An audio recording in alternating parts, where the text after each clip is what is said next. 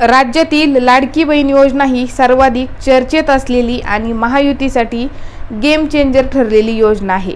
या योजनेअंतर्गत पात्र महिलांना प्रत्येक महिन्याला 1,500 रुपयांचा लाभ दिला जातो। परंतु फेब्रुवारी महिन्यानंतर लाभार्थी महिलांच्या बँक खात्यात अजूनही पैसे आले नव्हते। म्हणजेच लाडक्या बहिणींना अजूनही मार्च आणि एप्रिल महिन्याचे पैसे मिळालेले नाही।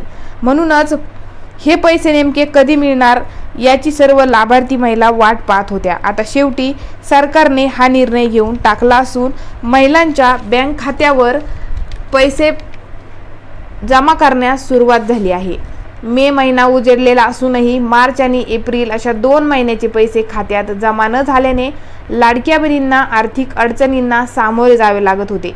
आता दोन्ही महिन्यांचे पैसे एकदाच मिळतील असा दावा केला जात होता। म्हणजेच लाडक्या बहिणींना एकदाच थेट 3,000 रुपये मिळण्याची शक्यता व्यक्त केली जात होती।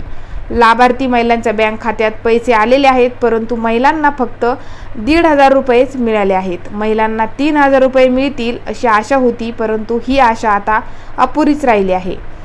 आज अनेक महिलांना त्यांच्या बँक खात्यात 1,500 रुपये आल्याचा संदेश आला आहे। त्यामुळे या योजनेच्या लाभार्थी महिलांनी बँक खाते तपासावे असे आवाहन केले जात आहे।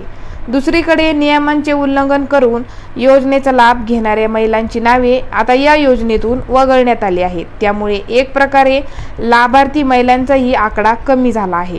दरम्यान लाभार्थी महिलांना त्यांनी पुन्हा एकदा KYC करावी अशी सूचना करण्यात आली होती।